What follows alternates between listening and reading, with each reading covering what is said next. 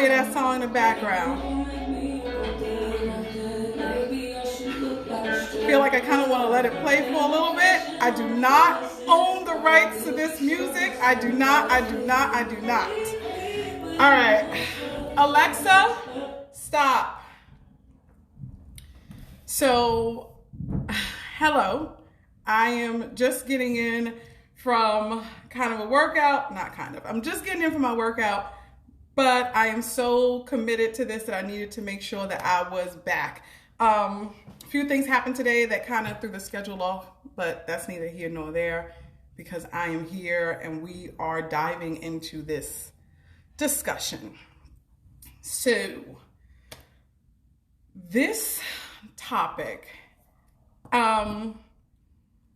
the topic came to me as I was just listening to the song and a few weeks back, and it just felt like the thing to host a live about, and I'll be honest. So I'm gonna go a little bit into how this thing came to be by connecting it to religion. So as everyone knows by now, I believe in God. My faith is kind of what drives me to damn near everything I do. I also recognize that I am still growing and developing, and there are many things that I need to still work on, and yet one thing that is very secure in my life, and it's taken work for me to get there, is that I trust and I try to be led by God when he's like really speaking to me strongly. So ironically, I'm listening to this song and I'm vibing with the song as I have many times before, but then it was the combination of A Girl Like Me and the little tale that precedes it, which is Amanda's tale. And there's some talks in Amanda's tale where she's talking about how sex has become her superpower and how it's sad because she's struggling to find her worth.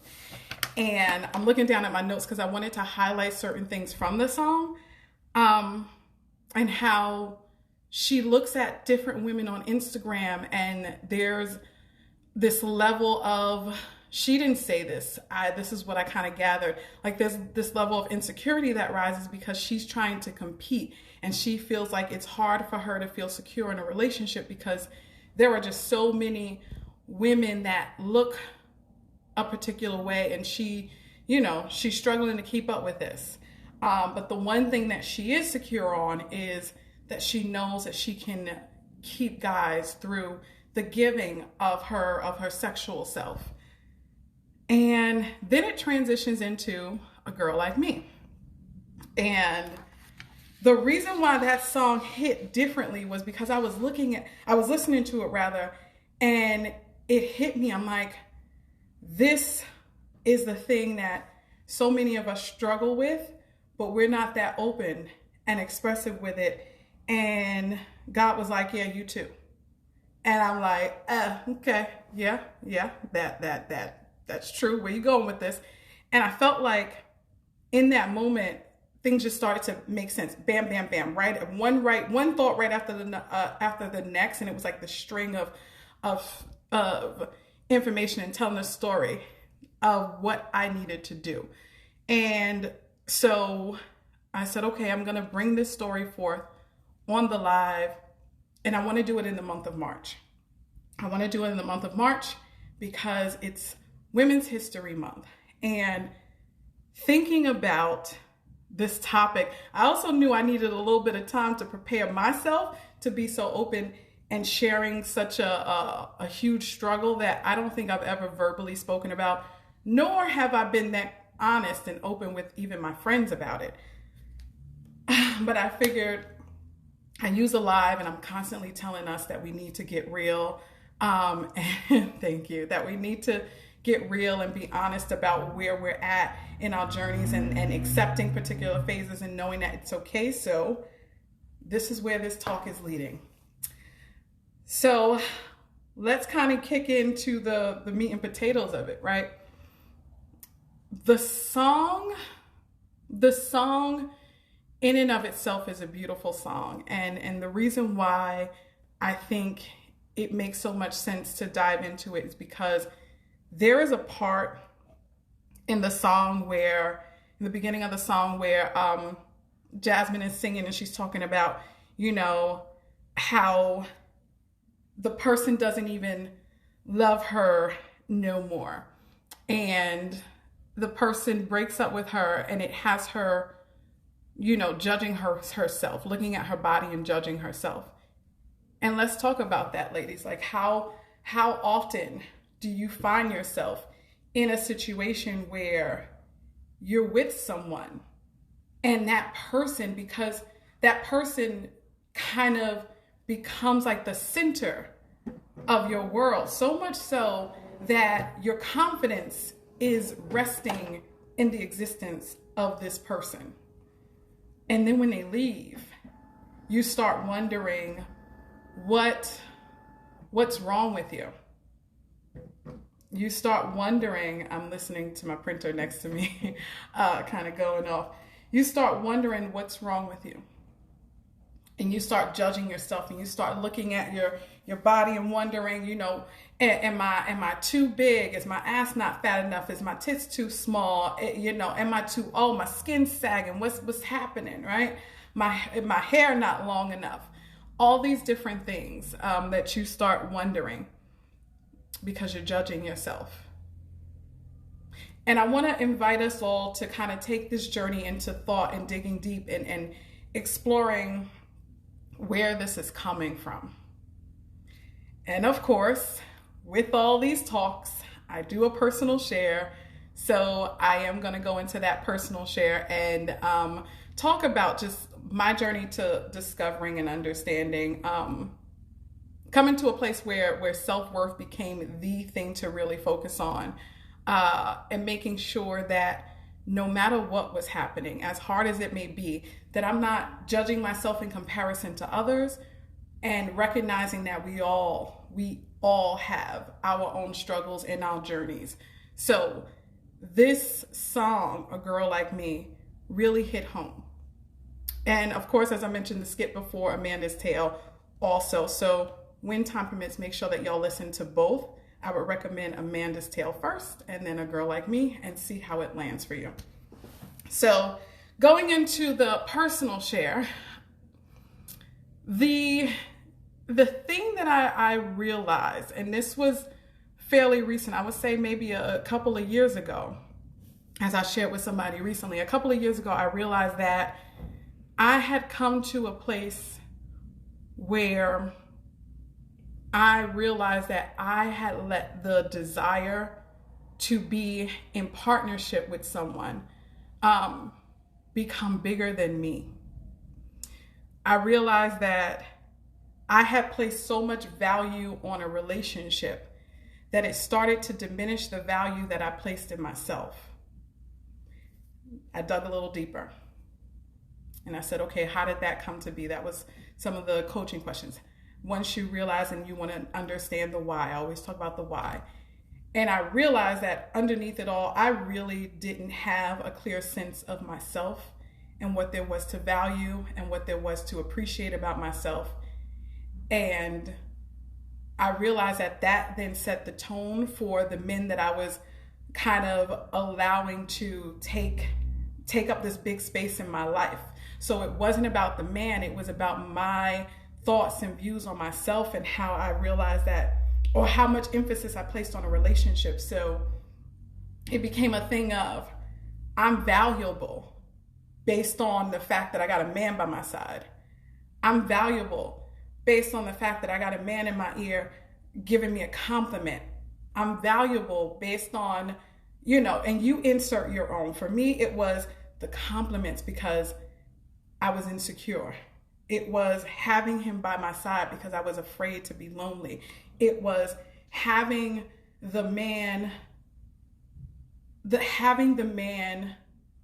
want to stand beside me and support me because I felt like there was no one to do that for me. And I didn't know that. I didn't know that was the situation at first. So then when I realized that this was the case, I had to figure out, well, what do I do now? Because it doesn't, just because you realize that this is what a relationship means to you, doesn't mean that magically you're in a space where it's like, okay, okay, I'm good now. I don't need no man. That's not how this works. You get to a point where you start to figure out, well, why is loneliness such a scary thing for me? Why is this insecurities? Are insecurities plaguing me so much it's causing me to feel like I need someone to do particular things for me? And for me, figuring that out led me to a place where I was like, you know what? I felt like I was trying to make up. And when we do the work, we find out it often goes back to like childhood and traumas and things like that. So being real with you guys, I found out that it brought me back to spaces where I realized that because my parents weren't there, and because I didn't really know what a sense of home felt like, because early years, I'm bouncing from whoever picked me up, that's who had me. And then in the years where I started to find stability, it was given to me by a person who was doing the best that they can, but was also coming from a place of hurt. So the emotional support, not there.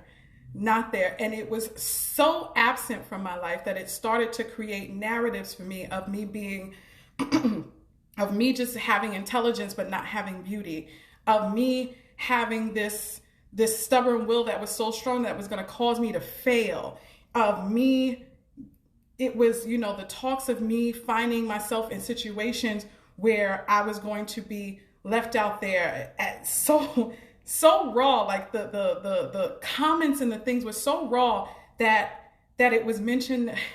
I used to be fearful of not succeeding in life, of being so desperate for love that I was going to find myself being taken advantage of.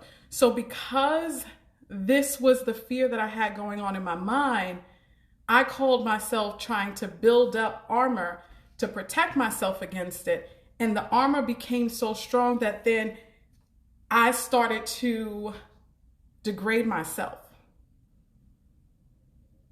And what that looked like was, I'm like, okay, all these things were wished, let me not say wished on me. They were told to me, and it shaped the narrative. It was, you're going to go out there, and as a woman, you're going to get raped. As a woman, you're going to find yourself knocked up. As a woman, you're going to find yourself not having completed high school, not going to college, not making anything of yourself. These were the stories that I was told as a teenager. So I'm like, okay, hell to the goddamn no. This is not what's going to happen. I am going to take charge.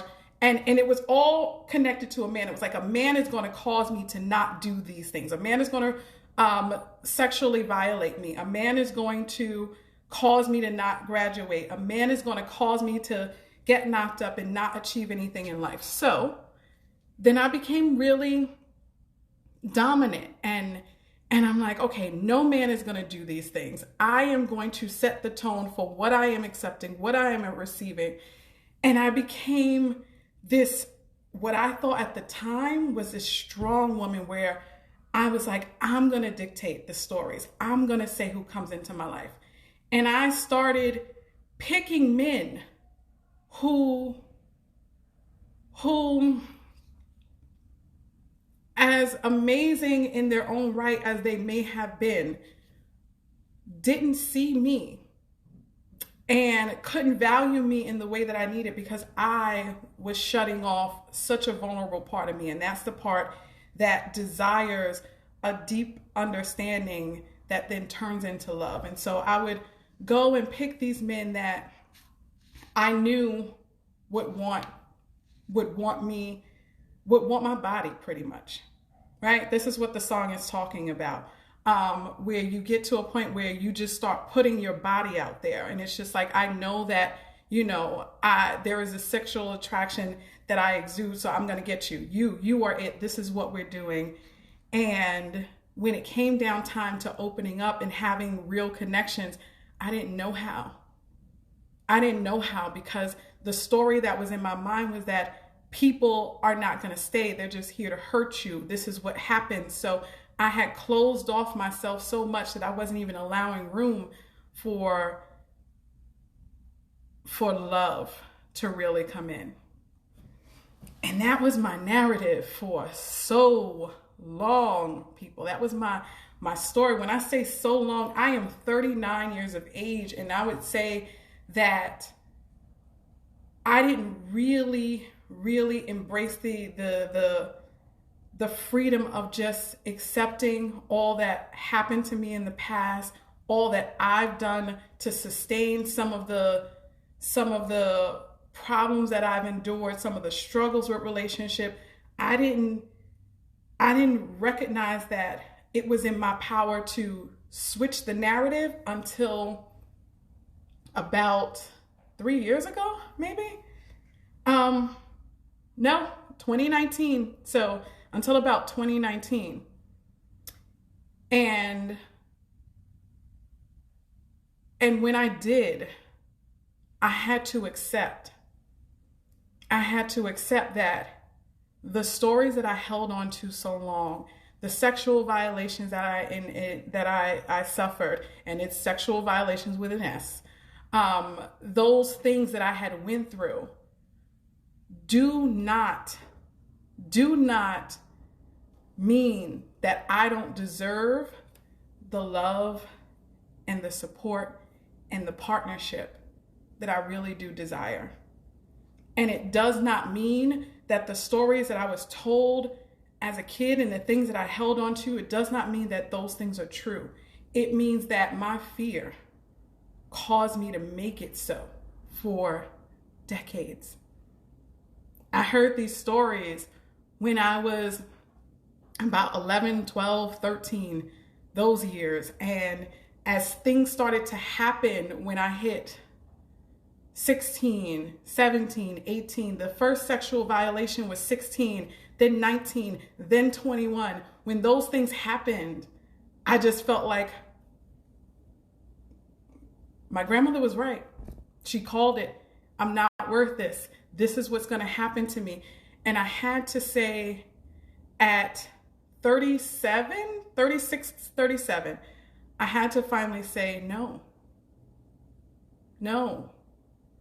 No one can write the story of your life for you but you.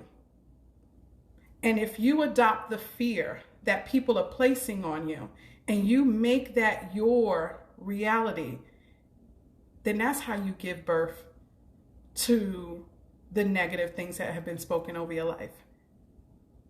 That's how you then start to experience things that you really just don't want. You never wanted, but you thought that you needed to put up with. Taking it back to the song, Jasmine Sullivan starts off with, she made a profile on Tinder. As the words go on, the lyrics play out, you realize that that's not her ideal. She just felt like because she had been seeking love for so long that the only thing left to do was to give up her body. Those things happen for us at different stages of our lives. And in my story, it happened earlier where I thought I wanted, I knew I wanted love, but then I realized that so many different challenges seemed to me at the time as if I wasn't worthy of it. So then I made my own narrative up, which was saying, I'm going to take what I can get, which is temporary companionship. And the way that I thought I can get it was opening my legs and saying, yeah, this is what we're doing. And that's that. And then you grow and you realize you want more. Now I'm gonna switch over to what happens and the journey that comes after the realization of you wanting more. Because that in and of itself is, for me, I'm gonna be honest and say it's something that I'm still learning and growing through.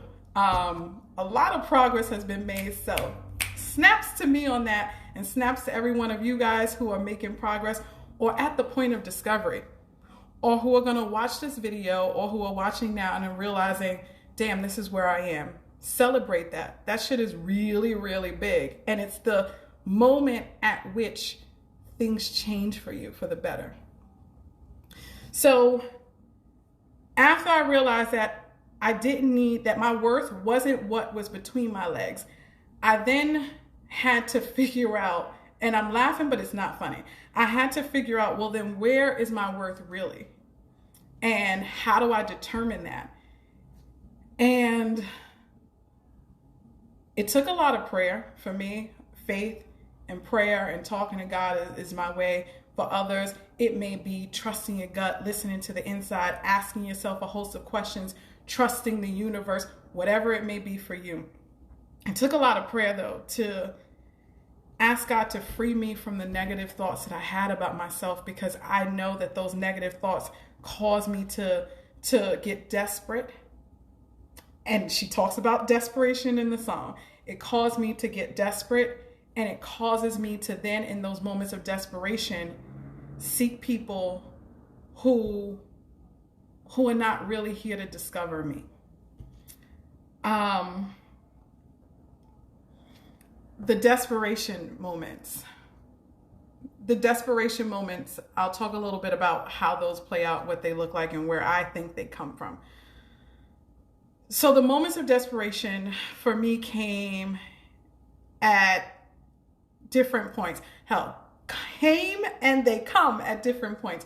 There are times where I feel like, okay, I know what it feels like, or I know what I want to feel like when someone is truly there for me, when my partner has my back. I'm big on having somebody listening to me, being open and listening to me, not from the place of, oh yeah, I've been there, done that, I know all this and yada, yada, yada. No, I need you to hear me, because my story, it's a big thing that I have about being heard.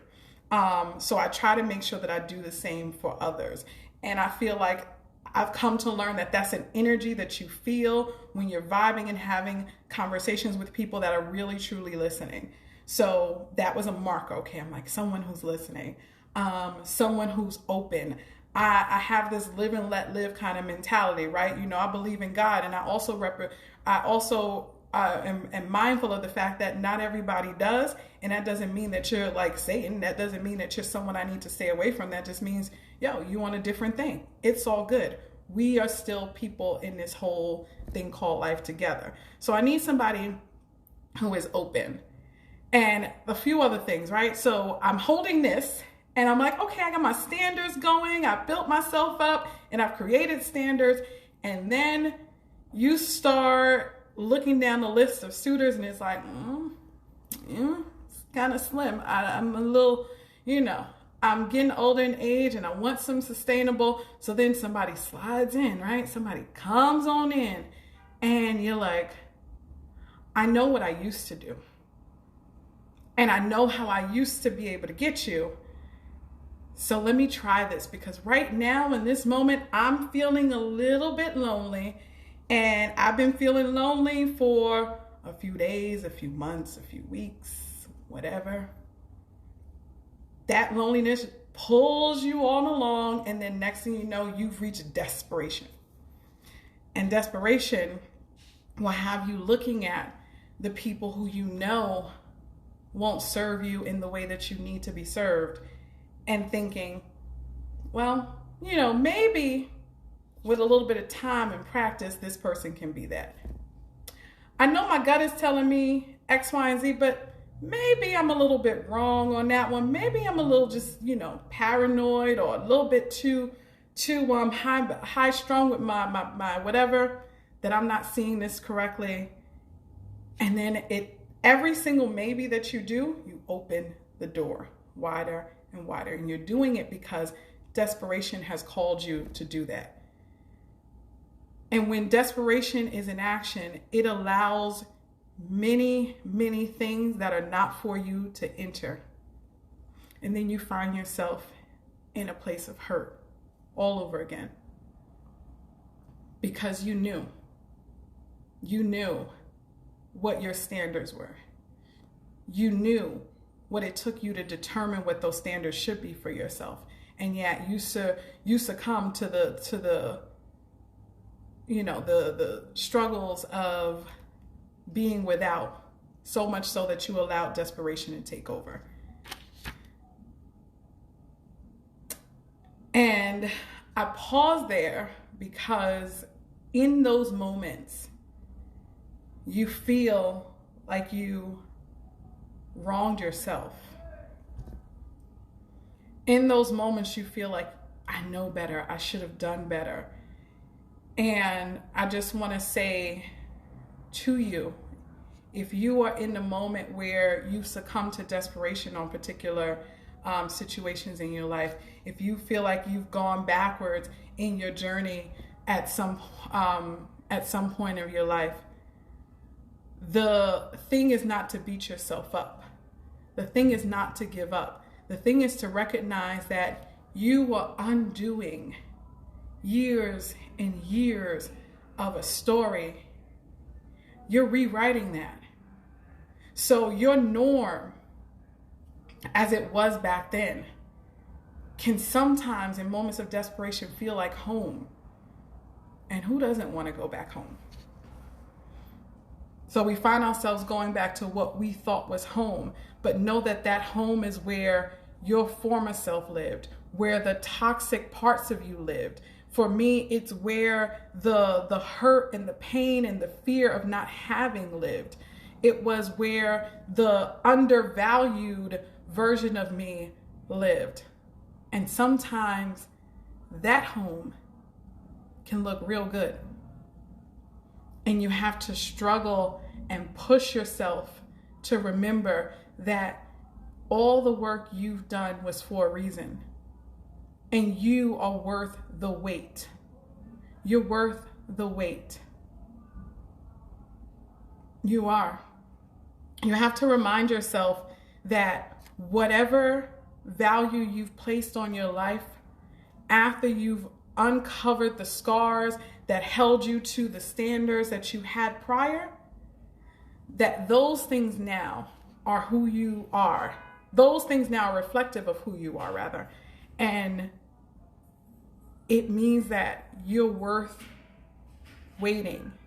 It means that whoever is supposed to be with you, it's not just going to be any person, that they're also going to be special, that they have also done the work, that they have also reached a point where they now are ready for you. And when that time comes, it will happen. Hold yourself in high regard. Keep that value high and know that you're worth it. I want to speak to people who may be in the early stages of discovery of how your actions may not be serving you.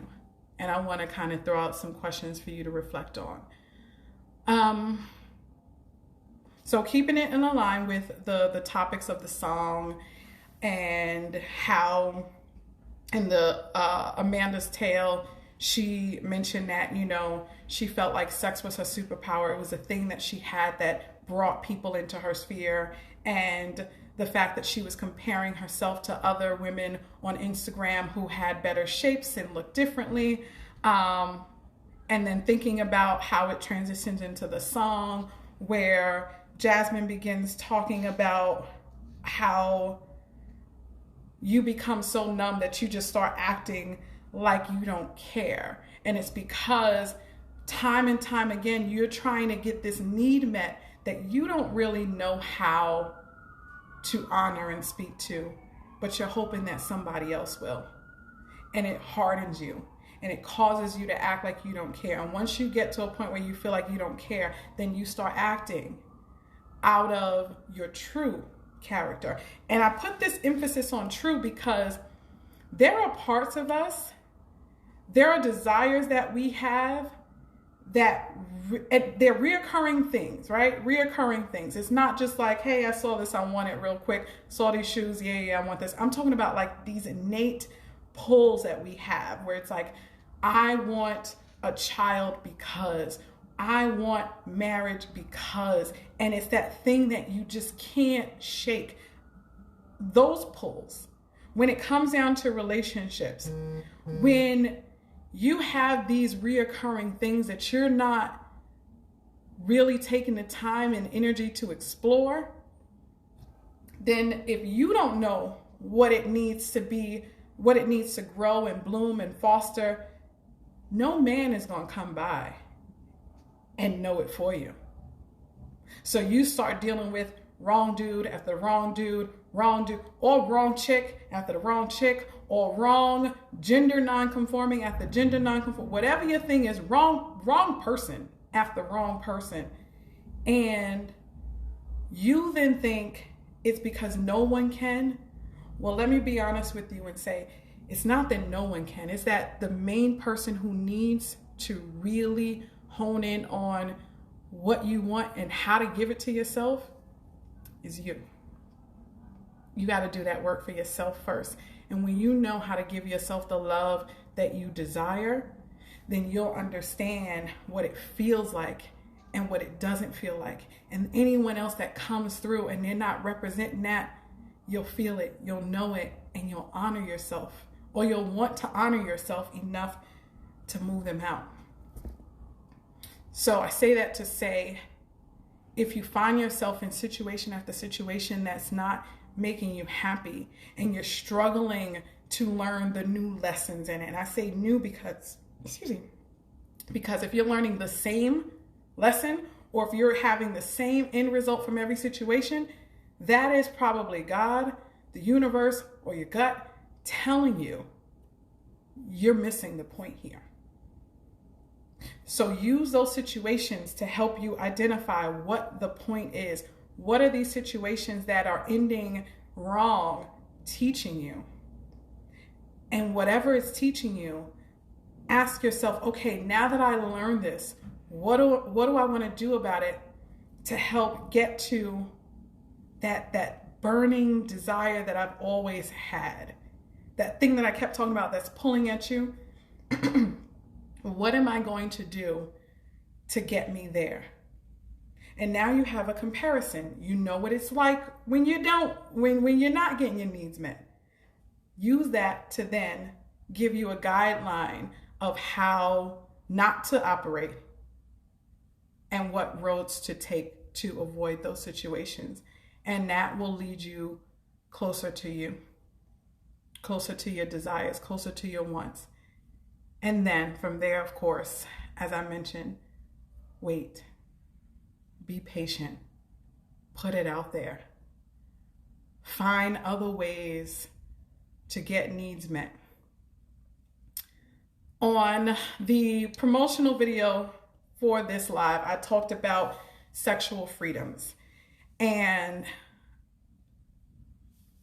what I meant by that was that there's this concept of sexually liberated, and then there's this faux concept of being sexually free that's really a mask for us operating in a sexual nature to hide our pains, to hide our hurts, and to hide our fears of what we may or may not receive. And that is what's talked about in this song and in Amanda's tale, the tale that comes right before the song. It is this faux sense of sexual freedom that we operate in sometimes because we feel like, yo, this is the way to get you. I'm going to show a little something. I'm going to be a little extra because this is the way to get you. Ladies, if you are giving of your body and there is an emptiness somewhere in you that you feel when your legs are closed and he's gone, then that's not freedom. You're having sex because you can, yeah. That's still not freedom. Think about what that emptiness is telling you. Think about what that emptiness looks like and figure out how you want to fill that gap for yourself. And think about when you are encountering your next partner, what that may feel like. And the more that you start to trust whatever it is that you believe in, the more that you start to trust this, the louder and more stronger the messages will be, and you'll understand what it is that you need. And the more that you understand what you need, not just what you want, but what you need, the harder it becomes to stray from that. And I think I'm going to kind of close this out and leave it there. This topic, I hope spoke to some people. And I hope that those who have watched take something away. Those who will watch will be able to take something away. And I know I spoke to my ladies, but the truth of the matter is, when it comes down to these things, this crosses gender. Thank you. This crosses gender. And if we really want to reach a place where we feel whole within ourselves, we have to acknowledge the damaging acts that we place on ourselves because we're afraid to acknowledge what's really behind our actions. My whole desire with what I do at my coaching practice is to get real with each other in order to grow. And in getting real with each other, me telling my stories are the furthest thing from easy. I see someone's, oh, thank you, that it spoke to her. Thank you. Sharing stories is the furthest thing from easy. I am quick to want to hide and retreat when I'm in my feelings. I'm not one that seeks out help a lot. It's scary because it leaves me in this huge space of vulnerability that to me for so long was scary. And yet I feel like for me, my faith, God is like, I need you to do this. I need you to do this. So I am just operating out of a place of faith and saying, all right, God, here, listen, this is what you told me to do. This is what I'm doing. So if it lands, thank you. And what I'll say to you is, if it lands, share it. If it lands, share it. We share so much. We talk about so much. We hype up, and we have so many different quotes that we live by. And sometimes those things are great. Don't get me wrong. I just feel like sometimes the ownership that we have on those things is not real. And it's because there's some work that we need to do to truly embrace some of those things that we have yet to do.